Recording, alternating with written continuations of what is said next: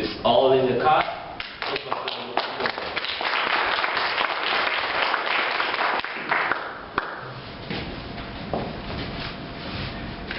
I just have 1 ringgit in my pocket, and even I saved that for a week because my parents only give me 20 cents per day for school when I was in standard 6.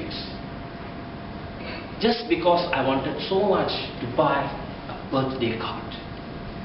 Contested, ladies and gentlemen, it was my sister's 16th birthday, and all I could give is just a birthday card. I was just on time when the knife was on the cake, and the eagerness of the party, my sister was start opening up all a big presents, and I was just waiting with my card. She ignored me, and after finishing all the presents, she looked at me, and I looked at her. And she asked me, "Is there any money inside?" I said, "No, it's all in the card." And she opened it up and she read it. She was admired with my scribbles inside. Remember, until today, she loves me so much.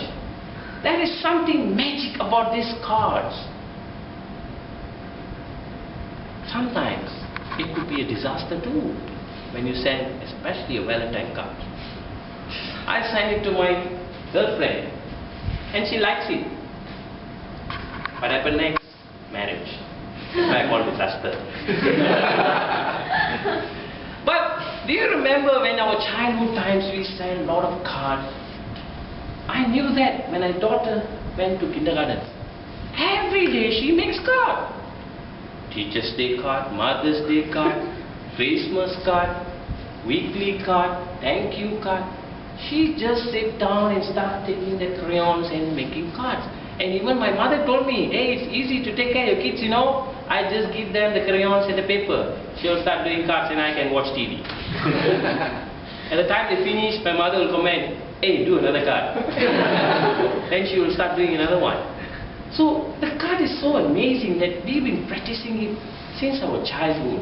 But now, due to the electronic growth, we miss that a lot. Last birthday, I received SMSs. It was short. Just say, "HB to you." It's quite challenging, you know. Oh, happy birthday to you. But another friend sent a very interesting one. "MMHR to you. Many, many happy returns to you." But it was a little bit better than the earlier one. It has a smiley icon at the back. So in our electronic world, we have lost that you know, the sense of feelings about a card that you can keep it for a long time. But we missed it. Even my daughter gave me my first Father's Day card. I feel that, wow, such a pleasure receiving a card from my daughter when it was Father's Day. But only one thing, when I opened it up, you know what she wrote inside? Instead, "I love Dad," she put "I love Bad." But I kept it the card, you know, I want to keep the card for a long time. And when she grew up, I wanted to show her. At least she knows how much I love her. Right? So the card is had a very good feeling when you receive it. But there was one card, the best card I gave to someone. I still remember. Actually, it is in a card. It is just a thank you note from a jewelry shop. You know, in 1992, I joined this company. Wow, such a long time. You know, on my first paycheck, I bought a pair of earrings for my grandma. I tell you, grandma is everything for me, because when I was a child, she's the one who took care of me instead of my parents. So I bought a pair of earrings on my first paycheck, and I rushed home and I gave it to her, and then she comes again, my sister. She cracked the earring. "Hey, this is a modern earring. You can't give this to grandma. This is for me." And I was so upset and angry, and we will start arguing. And grandma was watching us. And suddenly she gave up, okay, alright, just give it to her, it's okay, it's modern earring. I have a earring that grandpa bought for me. And she took it away, and I was so angry, and I just gave her that jewelry shop thank you note. Yeah, you keep it as my remembrance for my first paycheck. 2 years ago, my grandma passed away. It was a huge loss for our family. And after 2 months, myself and my sister was trying to get things sorted out. And we went to her room. She has nothing much, just a cupboard and a porch bag. You know, the porch bag is really interesting. She had all gold ornaments in it. And my sister was eager to take it. But I grabbed it and I was searching inside.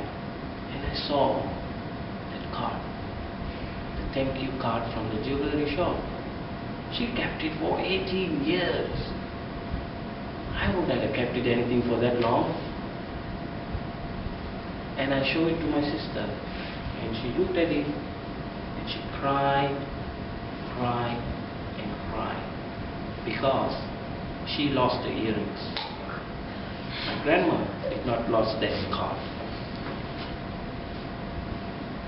Friends, card is something that you can hold, you can touch, you can feel it. It has a genuine sense of emotion that SMS couldn't buy. You can read it over and over again whenever you want. Recently, I got a birthday card I received at home. The moment I touched it, I knew it was my sister because she's the one badly affected with the card. And before I opened it, I was something instinct going on. I wanted to call her and ask her a very important question. Is there any money inside? But I opened it up and I read it, and this is what she wrote. My dear brother Muthukumaran, you are a gift of God, because whenever you are around with us, the fun and joy flows in our family. We all love you so much. Many, many happy returns of the day. After looking at it, 3 things of my mind. First thing, my sister was terribly overestimated me. And second thing, I know my family love me so much. And lastly, she put it all in the card. Thank you so much. Friends, be careful.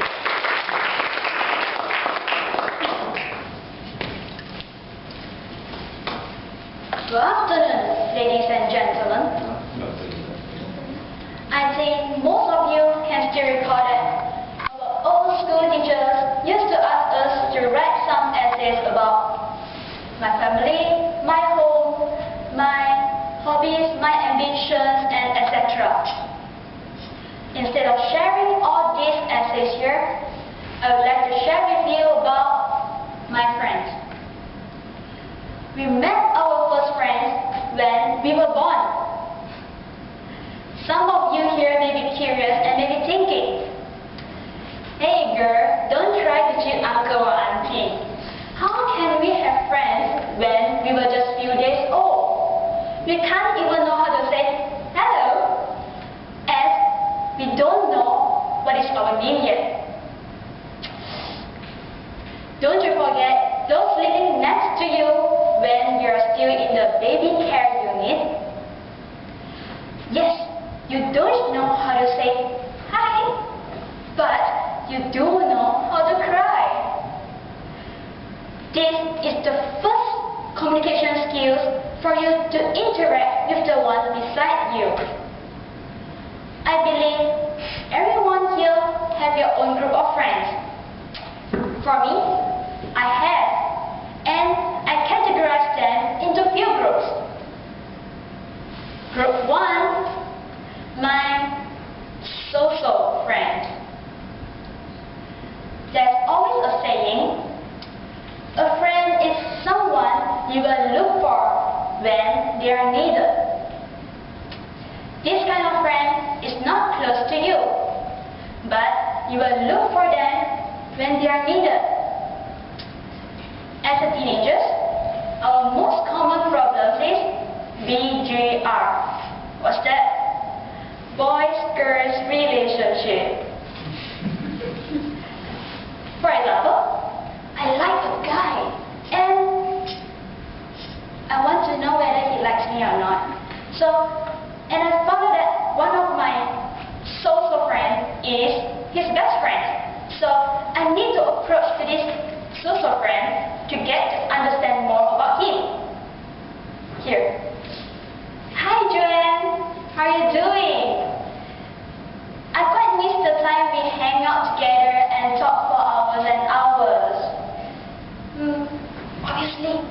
just an opening dialogue. Let's get straight to the point.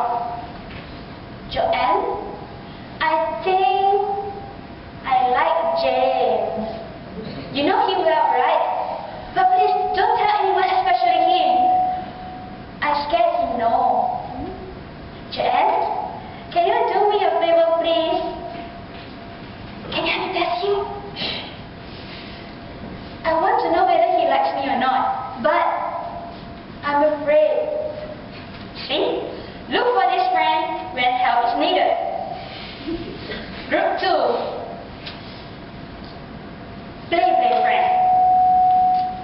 There are many friends around us who will appear when they are asked to play or to enjoy with us. However, when they are asked for help, they disappear. Hey John, let's go for a movie tomorrow. Scandal! It must be a great movie. Alright, open! Hey John, I feel so sad. I don't know what to do. I'm so down, I want to cry. I'm sorry to hear about that, but I'm quite busy recently, trying to find others. See? When enjoying, yes! When asked for help, run!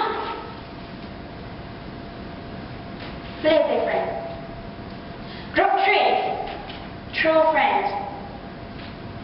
Everyone has friends, but do you have true friends?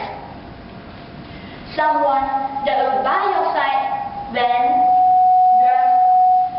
when something happens to you. For example, hey Jasper, urgent, I need 40 packets of noodles as my campus are starving. We failed to beat out a fire. We are in botanical garden right now. Okay, come on me, brother. A helpful friend. Hey Jasper, I think I failed my exams. I'm so disappointed to myself. I need someone to talk with. Can you accompany me? Yes, sister. I'll always by your side. You are my everything. I'll help you and accompany you no matter what happens. See? This is true friends who will accompany you by your side no matter what happens to you. Friend. F-R-I-E-N-D. In Malay, kawan. In Mandarin, 朋友. A simple word that we learned since kindergarten. A simple word that carries an important element in our daily life. No matter who you are, we need friends. In US President Mr. Obama needs friends. In South Africa, Mr. Starving needs friends.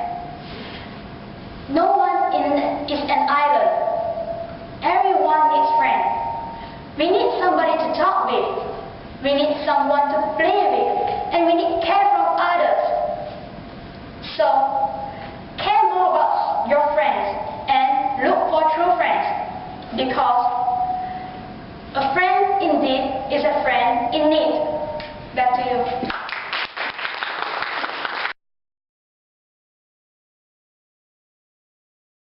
CTN Senya.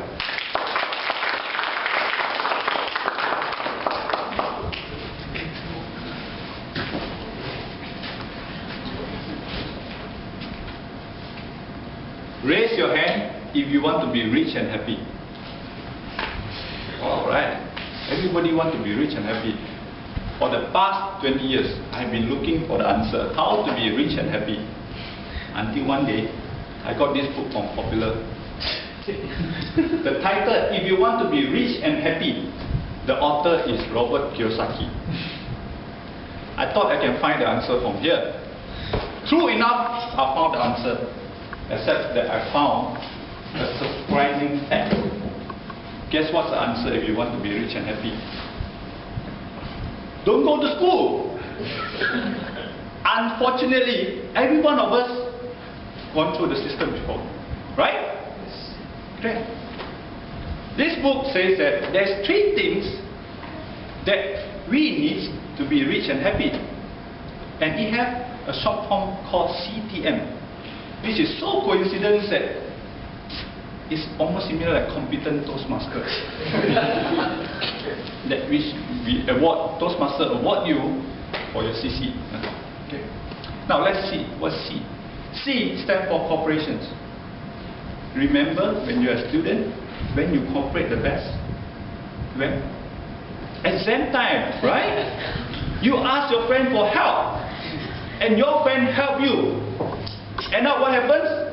The school changed the C into cheating, and both the person who helped you and those who received the A's are punished. So nobody will cooperate in school, right? Next, thinking. T stands for thinking. School is a place that kills your thinking, the best place.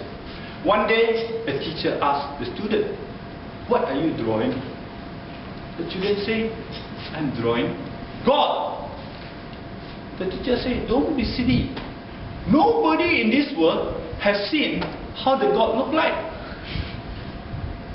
The student answered, "Teacher, don't worry. You will know how the God look like after I finish my drawing."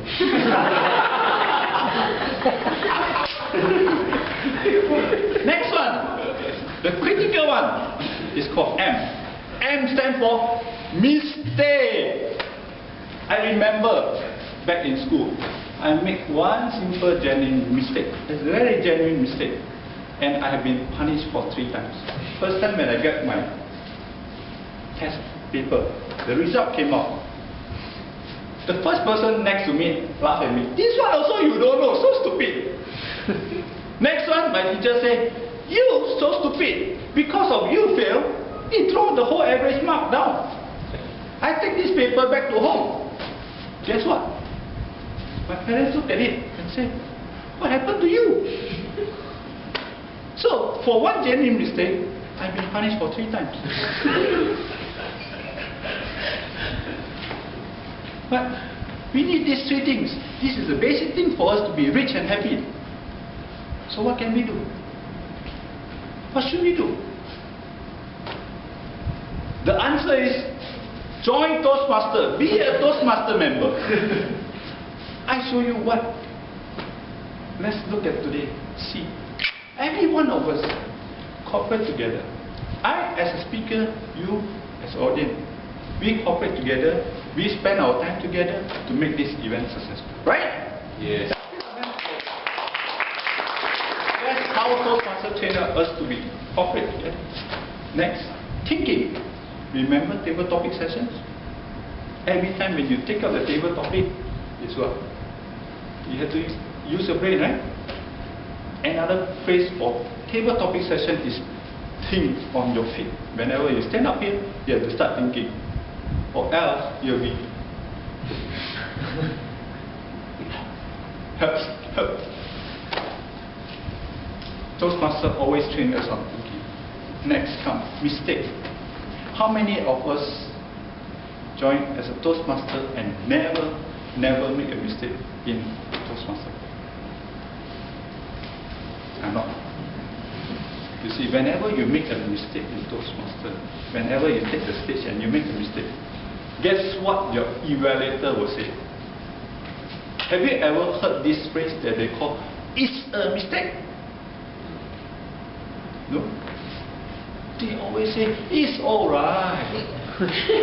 Because what we are looking for is improvement.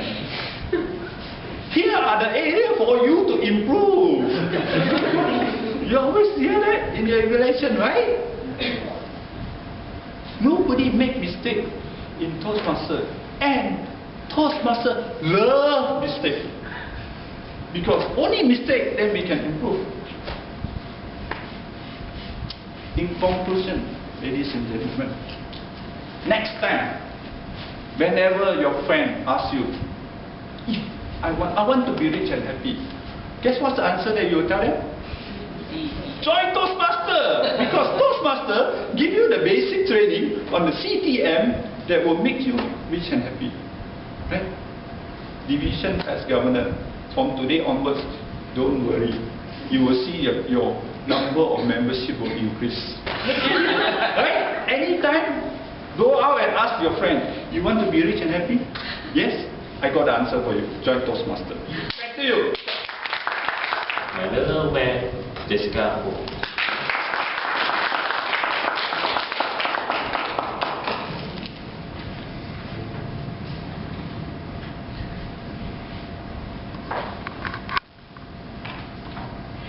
I love Yikai, and a lady in my age is not ashamed to shout it out loud. Yikai is handsome, he's smart, he's so attractive that every minute in my life I cannot get my eyes off him. Too bad I can never marry him because he's only a 14-month-old toddler. Contest chair, ladies and gentlemen, Yikai is a friend of my good friend. Because he's the son of my good friend that I have to take care of. You see, Yikai's dad has to work in China most of the time, and the mom is a salesperson. That makes the mom has no time to take care of Yikai. So he ends up spending his time with me almost every day. And someone single and not attached like me, I tell you, taking care of a toddler is not as simple as ABC. And do you know that because of taking care of Yikai, I've lost my opportunity to almost become a doctor's wife. Let me tell you why. A few months back, when Yikai was about 7 months old, he got high fever. And the mom was not around. So who has to take him to the clinic? Me, of course. Without thinking much, I brought him, drove to the clinic, and we registered. Upon waiting for the doctor, the patient before us came out. And you know what? I have a glance through the door. Wow, it's a handsome doctor. It's not an old one. And I saw the fingers has no wedding band. That's so good. So I quickly patch up. I put on my makeup and get ready my handphone. Of course, one arm's with Yikai, that time 7 months old. One hand with my phone. I walk in and I sat down. Adjust a bit. When I'm about to utter my first word, guess what the doctor asked me? No. How old is your son? There go my chance of becoming a doctor's wife. Not only that, do you know that taking care of Yikai helped me skip some of the Toastmaster meeting? Let me tell you why. You see, Toastmaster is a group that full of beautiful and good people. Don't you agree with me? Yes, of course. My president has always been pestering me of completing my advanced communication manuals so that I can contribute 1 point to my club. And, of course, I agree. Second time, I agree. But I always skip, and I skip. Because I have to take care of Yikai. So do you know that every time my president asks me, so you'll be presenting a speech today? Oh, I'm so sorry, President. I have to take care of my son, Yikai, my little man. And the answer has always been, it's okay. We'll see you in the next meeting because family commitment always comes first. Isn't that great? Not only that, let me tell you, because of taking care of Yikai, I sacrificed my opportunity to go to my dreamland, America. 1 month back, my boss asked me to go into a room. Jessica, get ready your passport. You are going to America. Oh, there I was so excited. I was thinking of Brad Pitt, Bruce Willis, Richard Gere. Oh no, they were too old. Oh, Tom Cruise, not bad. And Big Apple. Oh, but wait a moment. Who's going to take care of Yikai when I'm not around? You see, ladies and gentlemen, in this rat racing world, parents are always going after money. They think that working their butt out to work hard and to earn more money so that they can give the best for their kid. But think about it, parents. Is your best really the best for the kid? If you ask me, I would say no. Do you know that Yi Kai, even though he's 14 months old, and when I started to take care of him, he was only like 5 months plus, you could see the loneliness in his eyes every time I look at him, because the parents are not around. And recently, even though I have to sacrifice my happiness, I have to sacrifice my opportunity, I have to sacrifice my happy time, but recently, Yi Kai learned walking. When he took his first step in walking, that was the happiest moment in my life. Why? My friend, do you know that happiest person does not have the best of everything? They make the best for everything. I am the happiest person because I have been useful to Yi Kai. How about you? Think about it. Have you been useful lately?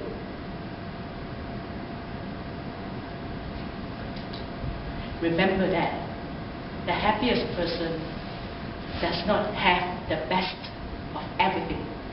They make the best for everything. Back to you, contest chair.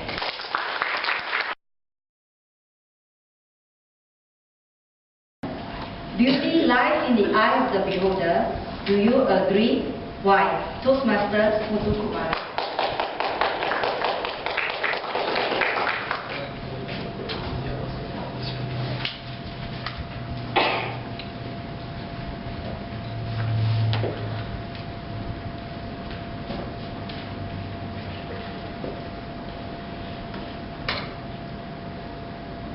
Do I look handsome? Oh yes. Thank you so much. Beauty lies inside the beholder. It's true. It's always inside. It doesn't matter what you have been outside. It's important what you have inside. Then you can prove what you are.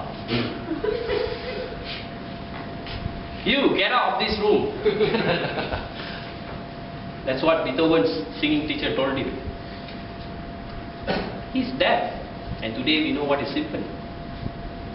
Stop that nonsense. That's what Edison's mother told him. And today we have lights. Is beauty always inside what we achieve? It's not that what we portray outside. For me, I've joined Toastmasters. At least I got a chance to portray my inside beauty is all about. But it's true. I agree with this question. Beauty lies inside the beholder. Thank you.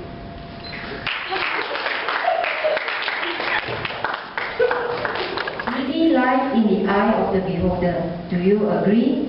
Why? Joanne Lim Ping Chuan.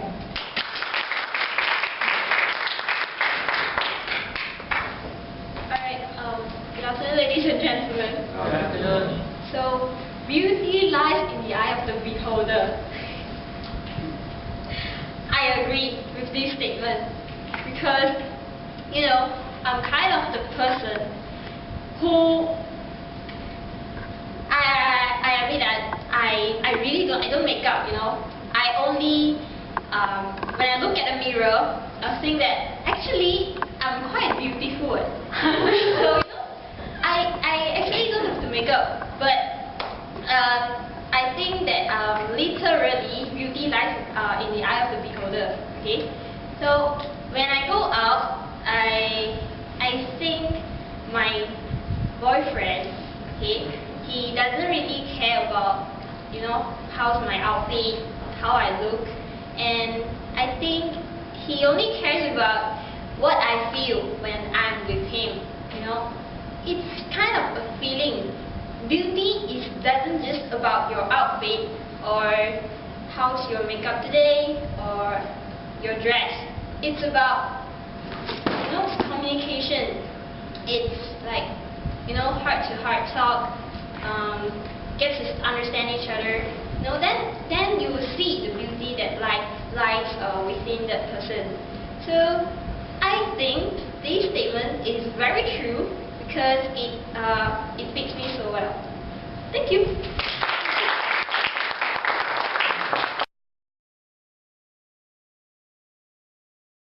Beauty lies in the eye of the beholder. Do you agree? Why? Lim Ki-seok.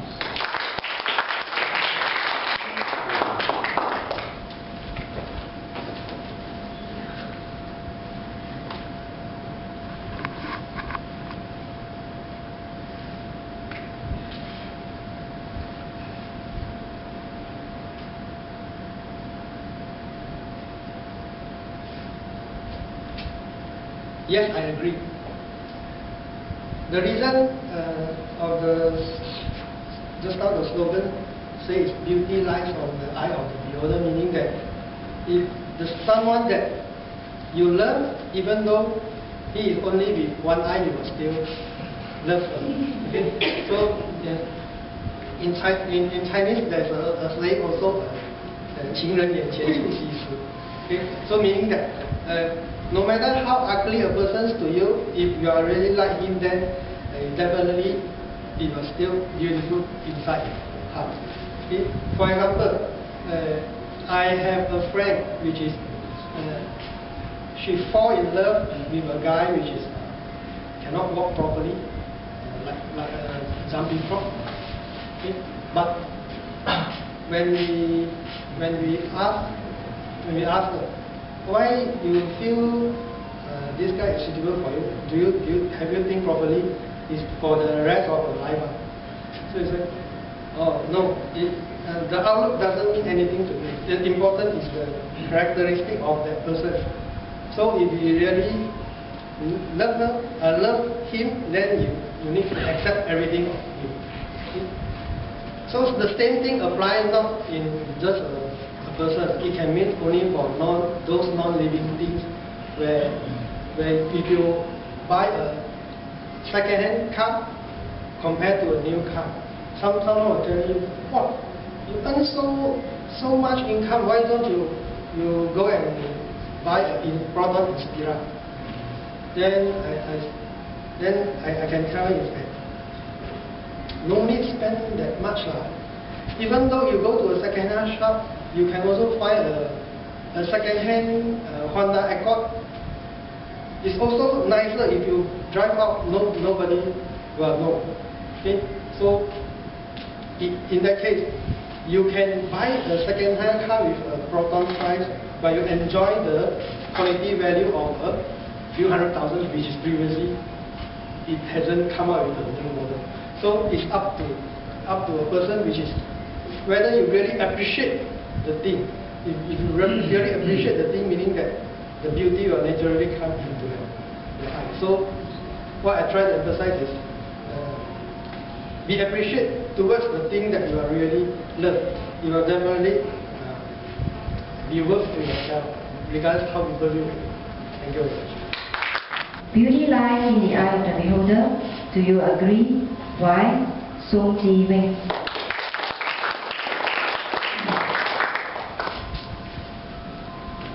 Ladies and gentlemen, beauty lies in the eyes of the beholder. Do you agree?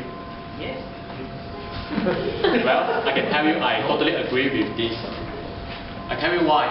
I have one badminton friend who really like to talk about girls in front of us in between of breaks each time. So he mentioned he finds it very difficult to find a girlfriend. And because what he liked really is a very pretty girl.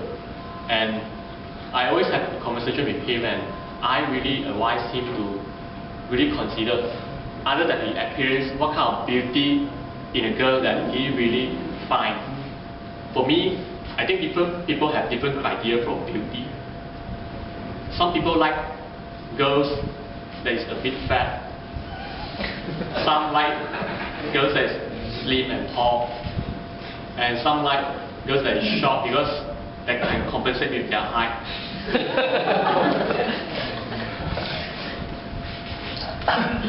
I think appearance-wise, it's not that very important in finding a relationship. What is more important in a relationship is find someone that really understands you and can get along with you and walk with you for the rest of your life, be with you.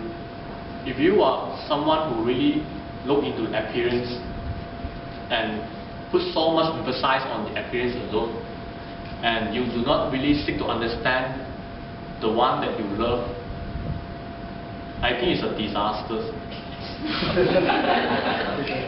Why I say so? Let's say the girls, there's someone that you love. Now, let's project her age 50 years from now. Of course, her or his appearance is no longer the same. So do you still love her or him? If you say no, I think you still need to consider back whether to emphasize on the appearance alone when you choose the right one. Back to you. Beauty lies in the eye of the beholder. Do you agree? Why? Leon Waikik.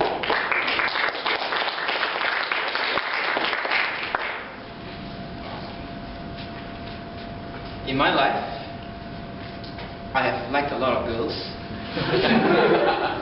But I'm sure all the guys will agree that you also have liked a lot of girls. But it's funny because all the girls that I like, all my friends tell me I'm stupid and blind. Why is that? Because they say my taste is terrible.